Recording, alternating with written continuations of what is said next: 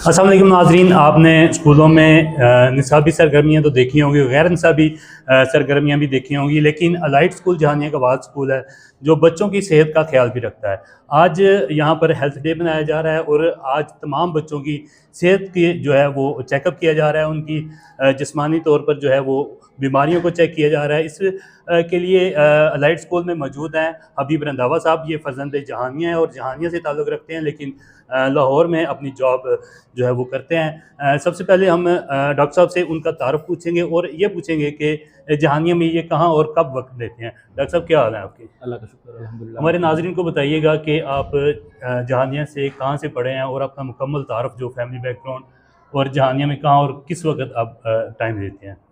जी, बहुत शुक्रिया भाईजान आपका कि आपने हमारे लिए टाइम निकाला।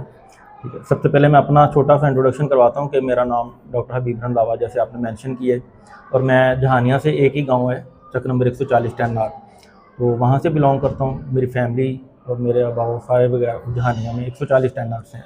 ठीक है, उसके बाद मैंने बेसिक अपनी जो क्वालिफ़िकेशन है वो गवर्नमेंट स्कूल से, गवर्नमेंट हाई स्कूल जहानिया से मैंने 8th क्लास तक, गवर्नमेंट हाई स्कूल जो हमारा 40 वाला है, 8th क्लास तक मैं वहाँ से पढ़ा हूँ। उसके बाद मैंने हाई स्कूल जो जहानिया वाला है, government model high school Jahania, वहाँ से मैंने मैट्रिक का एग्ज़ाम पास किया और मैट्रिक में मैंने फिर टॉप भी किया था।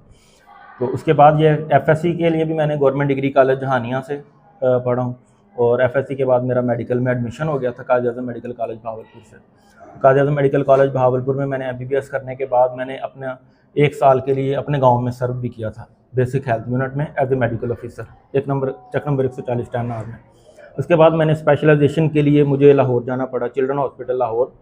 वहाँ से मैंने FCPS paediatrics medicine children hospital से मैंने ट्रेनिंग की है बच्चों की स्पेशलाइजेशन के हवाले से। और उसके बाद एग्ज़ाम पास करने के बाद मैंने वहाँ पर म्यो हॉस्पिटल ज्वाइन किया है, वहाँ पर एज ए चाइल्ड स्पेशलिस्ट में काम कर रहा हूँ।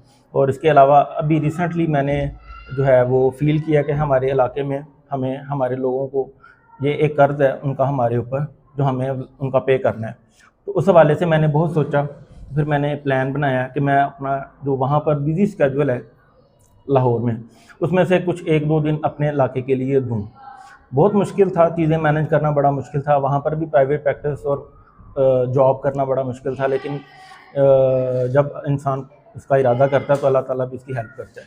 तो मैंने फिर सैटरडे संडे को जो है ना, जहाँ पर जहानिया में आने का अपना फ़ैसला किया। लास्ट मंथ से मैंने आना शुरू कर दिया, और जहानिया में मैं सुल्तान मेडिकल कॉम्प्लेक्स जो है बाईपास पे, वहाँ पर आना शुरू किया। और उन्होंने मुझे, मतलब उन्होंने कोई दूसरी बात नहीं की, उन्होंने मुझे बहुत अच्छा वेलकम किया। मैंने सैटरडे और संडे वहाँ आना शुरू किया। सैटरडे को मेरी टाइम होती है शाम को 4 बजे से लेकर रात 8 बजे तक, और संडे को मेरा टाइम होता है सारा दिन, सुबह 10 बजे से लेकर शाम 5 बजे तक। उसमें मैं 2 दिन तो अवेलेबल होता हूँ, सैटरडे को मैं डायरेक्ट आता हूँ और संडे को वापस चला जाता हूँ रात को, क्योंकि वहाँ पर भी ड्यूटी होती है। और एक अल्टरनेट सैटरडे संडे मैं एक दिन एक्स्ट्रा भी यहाँ पर गुजार लेता हूँ। जी, ये बताइएगा कि अलाइट स्कूल में एक बहुत अच्छी ये एक रवायत कायम की है कि बच्चों की तालीम के साथ उनकी गैर निसाबी सरगर्मियों के साथ साथ जो है उसकी सेहत का भी ख्याल रखा जा रहा है।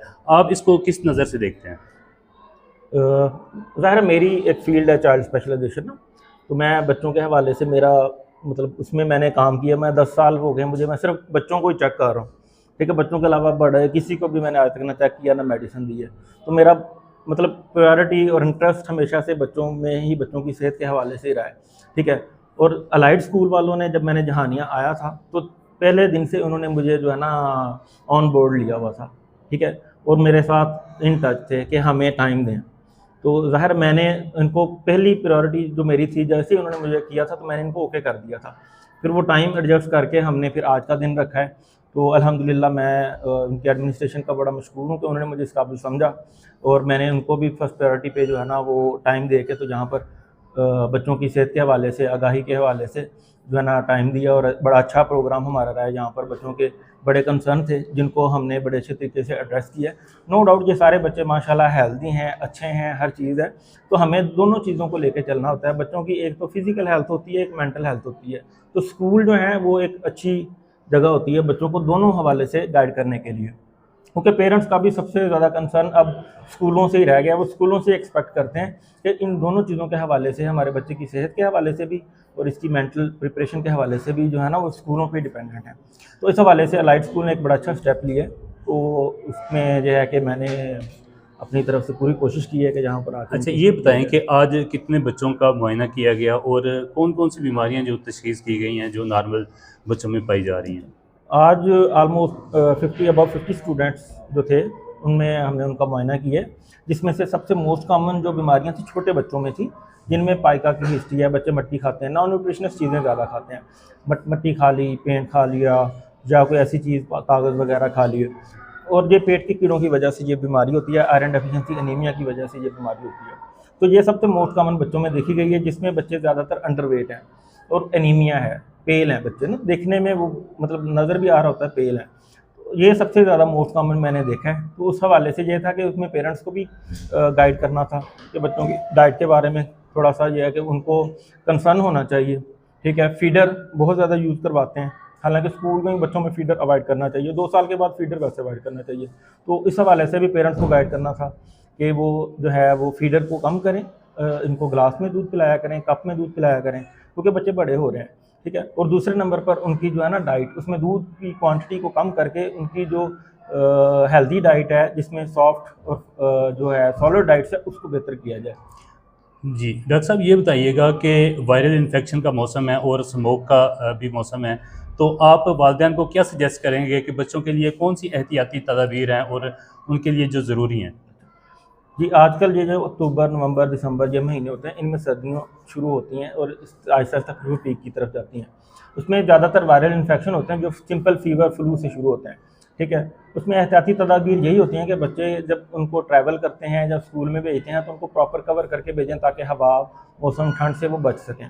ठीक है, उसके अलावा जो घरों में भी जो उन्होंने एहतियाती तदाबीर करनी है, प्रॉपर हैंड वॉश करें, क्योंकि जरासीम होते हैं, हैंड वॉशिंग से वो जरासीम साफ़ हो जाते हैं। हैंड वॉशिंग टेक्निक्स, ठीक है, वो प्रॉपर तरीके से 20 सेकंड एटलीस्ट साबुन के साथ अच्छे तरीके से हाथ धोना चाहिए, जिससे ये इन बीमारियों से बचा जा सकता है। इसके अलावा कुछ डाइट होती है, जैसे ये हम आजकल लग गए हैं फास्ट फूड पे, कोल्ड ड्रिंक्स पे, इन चीज़ों से अवॉइड करना चाहिए, हेल्दी डाइट लेनी चाहिए, ड्राई फ्रूट्स का इस्तेमाल करना चाहिए, शहद का इस्तेमाल करना चाहिए, जोशानदे का इस्तेमाल करना चाहिए।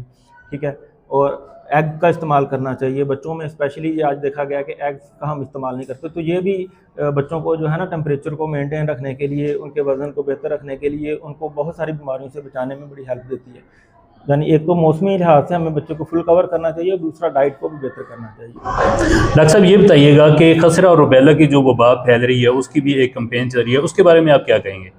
जी, थैंक यू सो मच। आपने क्वेश्चन किया। खसरा और रुबेला की जो वैक्सीनेशन है उसकी गवर्नमेंट ऑफ पंजाब ने एक कैंपेन शुरू की है और वो 17 नवंबर से शुरू होकर 29 नवंबर तक वो कैंपेन चलेगी, जिसमें 6 महीने से लेकर 5 साल की उम्र तक के बच्चों को खसरा और रुबेला, ये वायरल इन्फेक्शन होते हैं, इनकी वैक्सीनेशन के लिए जो है वो कैंपेन वो चला रहे हैं। उसमें मेरी पेरेंट्स से गुजारिश है, आप जो टीम, हेल्थ टीम बच्चों को वैक्सीनेशन के लिए आएंगे, आप लोगों ने उनके साथ फुल कोऑपरेट करना है।